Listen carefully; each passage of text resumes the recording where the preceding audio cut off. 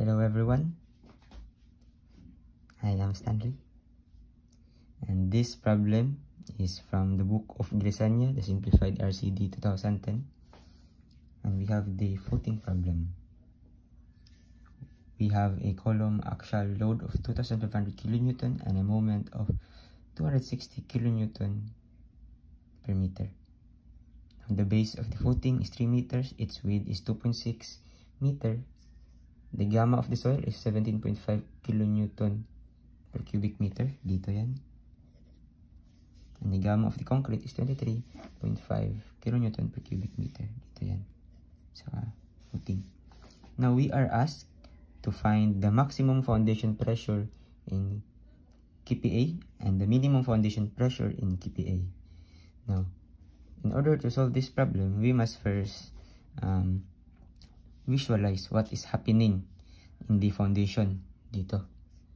Since may in-apply na axial load, therefore, this foundation will resist a uniformly distributed load. Okay? So, ganito.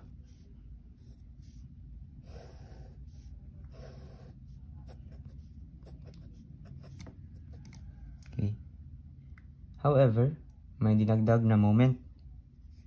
And that moment will cause this footing to go this way. Okay? Gaganto siya. Back. Diba? From dito, tapos may in-apply na moment na pa ganun, parang iikot siya. So, gaganon siya, no? And that will cause a pressure ganito. So, ito yung since parang mahihila siya dito, so gaganon. May tension na mangyayari sa soil. And since paganto, may i-resist dito na compression. So, ganito siya.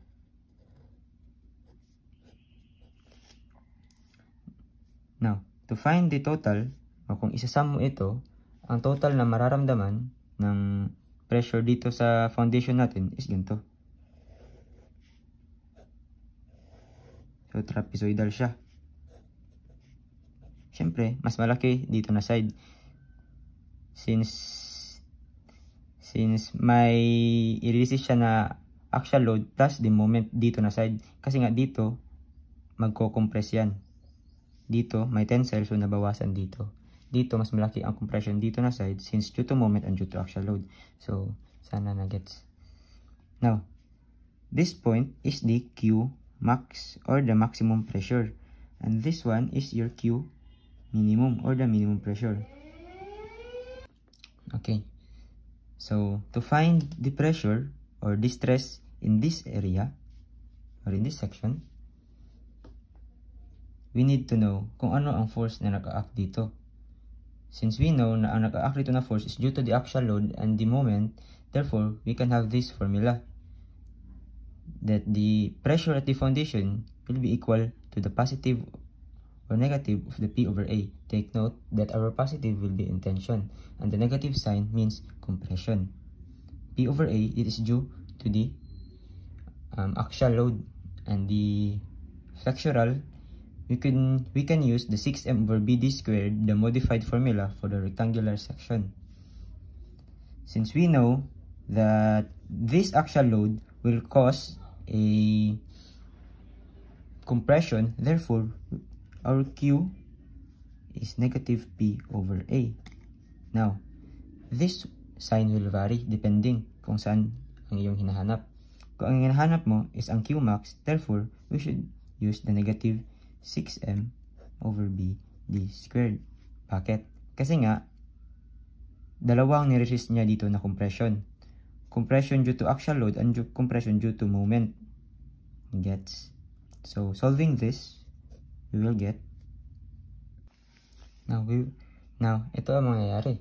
So P over A to 2,500 kN over the area, it is 3 times 2.6 minus the 6 and the moment is 260 kN per meter and the BD squared. Now, huwag kayo ma-confuse dito kung bakit ang B ko is 2.6 and my D is 3. Since ito nga, di ba? Dito tayo nakatingin. Ito yung mata natin. And the moment applied is dito. Okay. Di ba? So, dito, 3 meter. Now, diba, sa ating moment of inertia, bro naman siguro mo, ang base jud ani is perpendicular sa tuyok or sa pag-ikot ng beam. And the D or the depth that we'll be using is the parallel to that moment. Okay, 3. Okay. Now that will result to a value of the Qmax since compression and another compression. Now, ang lalabas na value is negative 387.18 kPa. And that is in compression since negative. And to find the Q min, i-change mo lang ang sign dito kasi nga ang nag-act dito is the axial load minus the tension. Kasi nga diba, the axial load produces the compression. And the moment dito na section produces a tension. So isa-subtract mo lang or iibahin mo lang yung sign. Since positive ang tension natin, ganito ang mangyayari. Okay? That will be our Q minimum. Negative pa rin na. 0.85 kPa. Now, let's proceed sa number 3. The number 3 is asking for the required soil bearing capacity in kPa. The soil bearing capacity kPa in kPa is like the gross pressure. Now we know that the gross pressure, syempre kay gross nga, isasali mo na dito ang load due to the weight of the footing and the weight of the soil. Kasi nga, the gross pressure is the total pressure at the base of the footing due to the applied column loads and the footing self-weight and the overburden pressure above the footing. So, kasali ang soil, kasali din ang concrete footing natin. Since ito siya, itong Q natin, itong Q max and Q min, that is produced due to the axial or the loads at the column only. Kasi nga, diba? Ang ginamit lang natin dito na load is the axial load applied sa column 2.5 and also the moment load. So, to find the Q gross, that is just the Q due to column plus Q due to soil plus the Q due to the weight of the concrete footing. Now, in order to find the pressure due to the column loads, we will be using this since ito is due to the column loads man ito. Now, ano ang gagamitin natin?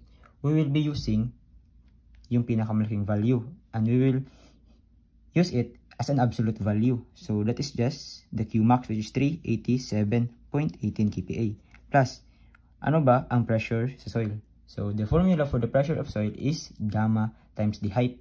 Now, we know the gamma of the soil which is given. That is 17.5 kilonewton per meter. Now, we need to multiply it to a length. And the length of the soil is ito. Ito lang dito, papunta dito. And that is 1.8 minus 0.7. It is 1.1 meter. Okay? So, sa soil lang. 1.1 plus the Q of the concrete, syempre, the gamma of the concrete, 23.5 given yan. And the height is the height of the footing or the thickness, that is 0.7. Now, the Q allowable soil bearing capacity will be equal to, and that will result to a value of 322.88 kPa. 322.88 kPa. Now, ito yung sagot natin. Ito for the number 2, number 1, and number 3. Okay, so take note that the Q gross is always greater than the Q due to the column loads. Or these column loads can also be called as the Q net because the Q net pressure is the pressure due to the column loads only. So, I hope may natutunan. Thank you.